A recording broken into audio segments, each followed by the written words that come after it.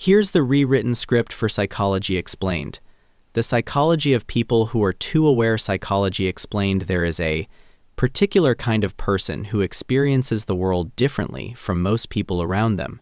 They walk into a room, and within seconds something activates inside them, a quiet, automatic scan. No one has raised their voice. There's no visible tension.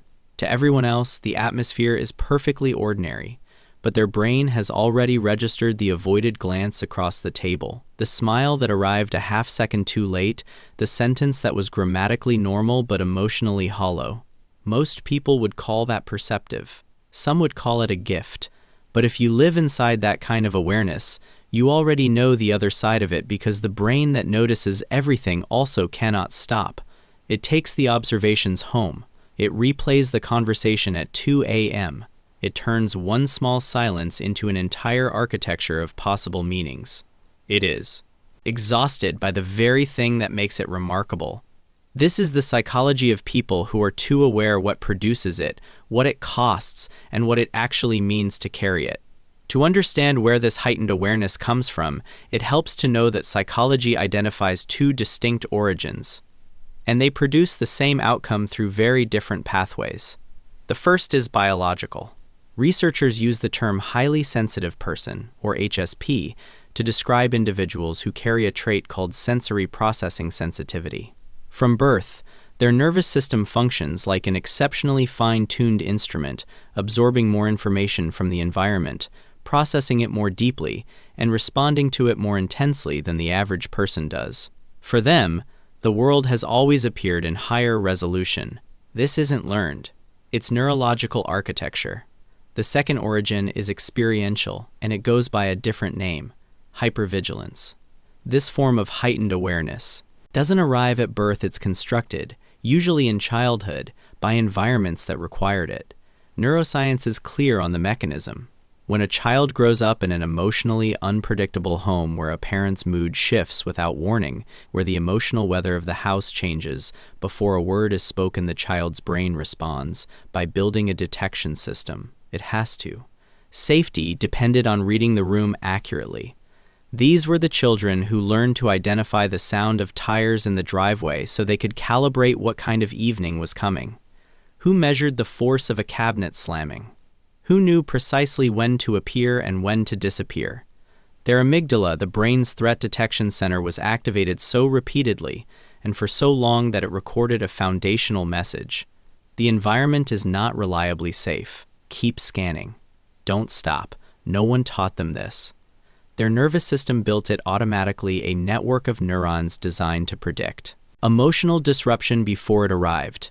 Over time, that survival vigilance became so internalized that it transformed into identity. And when these people reach adulthood, they often look back and wonder what's wrong with them. Why do I overthink everything? Why can't I just let things be? The answer is that nothing is wrong with them. They are carrying intelligence that was forged by survival. The shield built to protect the child fused into the skin of the adult, and now it operates in contexts that no longer require it. The most visible and most energy-consuming expression of this is what we might call living in permanent analysis mode. For most people, a conversation is simply a conversation. For someone who is over-aware, every interaction runs a simultaneous hidden process beneath the surface. A manager sends a brief message, "Come see me," for a minute later, and while most colleagues read that as a routine check-in, the over-aware person has already detected something in the phrasing. A certain absence of warmth, a slight deviation from the usual tone, and immediately, is something wrong? Did I make an error? What is the real intention behind those words? They don't just hear what people say. They register the 3-second pause before the compliment, the slight change in someone's breathing, the word choice that doesn't quite match the facial expression. Part of the neurological explanation for this lies in the default mode network, the brain system associated with self-referential thinking and internal reflection. In most people, the DMN activates primarily during rest or daydreaming. In overaware individuals, research suggests this network maintains a higher baseline of activity, meaning the mind is running interpretive and analytical processes almost continuously, even when the person appears completely present and engaged. The practical consequence is a form of cognitive exhaustion that doesn't match anything visible on the outside.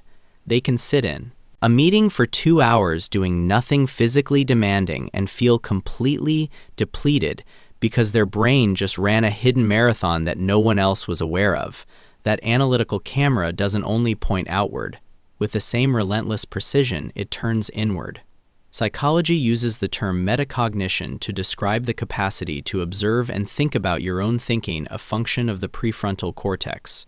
Everyone has this capacity to some degree. In overaware individuals, it operates like a switch that was never installed with an off position. They don't simply feel an emotion. They monitor it in real time. An emotion surfaces, gets immediately analyzed, and then often gets judged.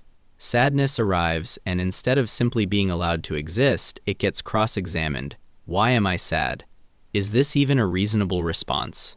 I have things to be grateful for. Why do I feel empty anyway?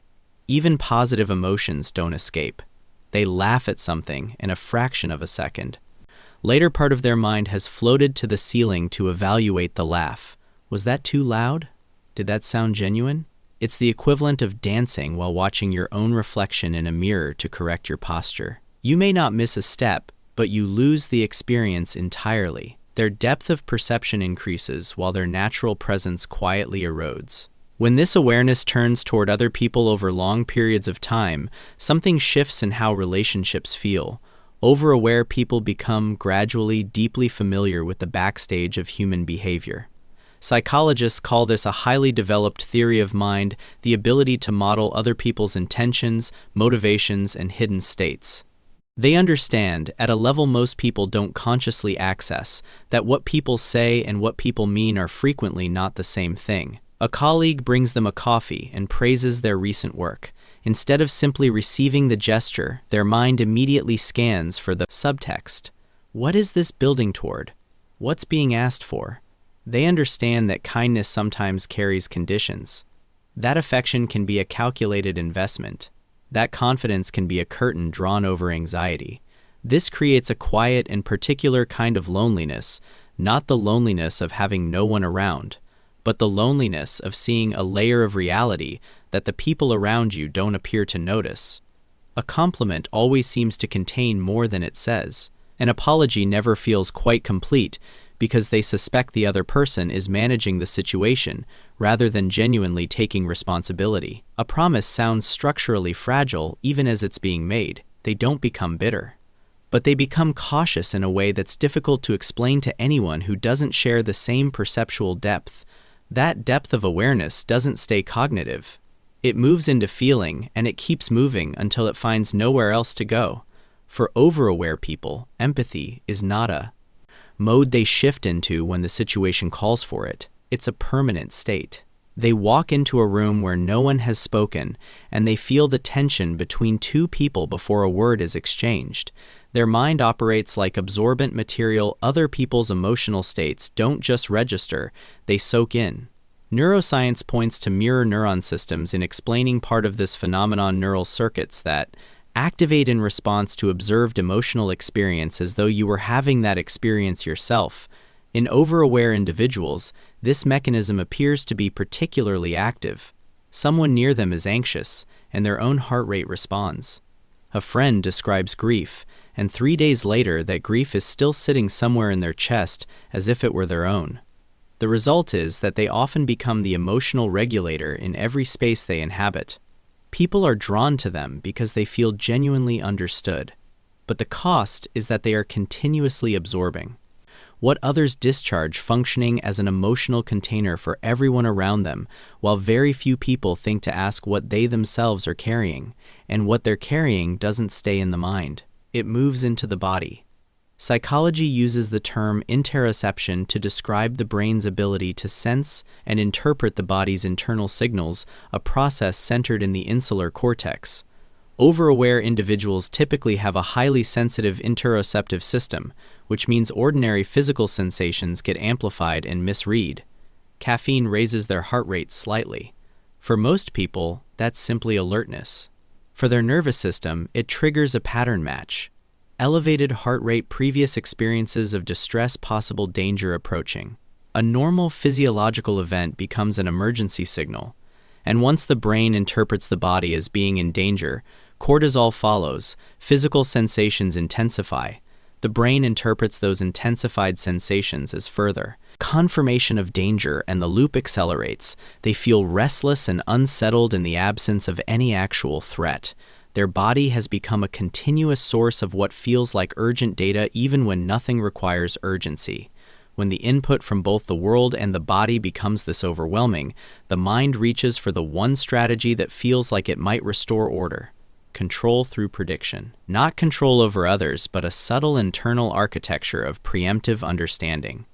If they can model every possible outcome, they reason, they won't be blindsided by pain.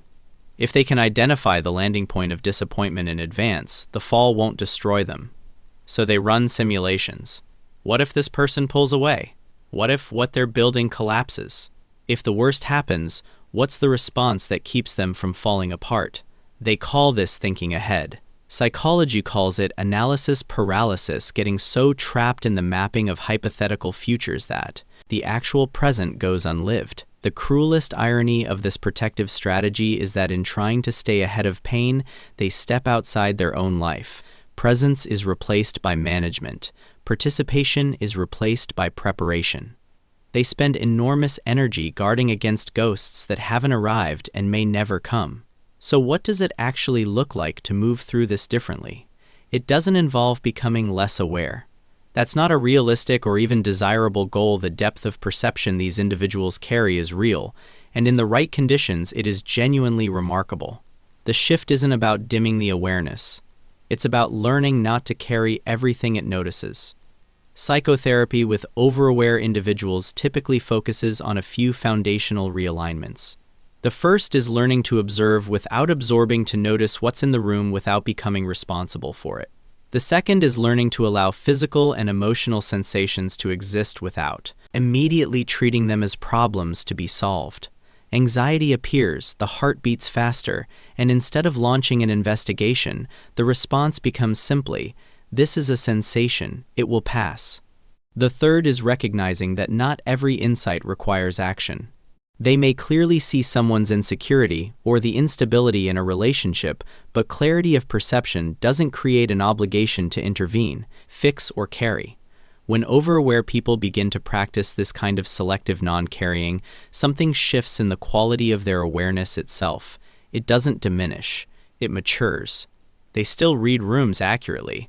They still feel other people's pain with unusual depth, but they are no longer pulled into the current of every signal they receive. The awareness moves from being a tool of prediction, always scanning for what might go wrong, to being a tool of presence, the capacity to understand what's actually here. The shift is from fear to curiosity, from managing the future to inhabiting the moment. The mind that could not turn off its ceiling light learns that it doesn't need to. It just learns to change the intensity from a sharp, relentless beam that exposes every flaw in every surface to something quieter and warmer, still bright enough to see clearly, gentle enough to rest inside. That is what it looks like when extraordinary perceptiveness stops being a trap and starts being what it always had the potential to be, a rare and quietly powerful way of being human in the world. If you recognized yourself somewhere in this, subscribe to Psychology Explained. We break down the science behind the patterns that shape how we experience ourselves and the people around us.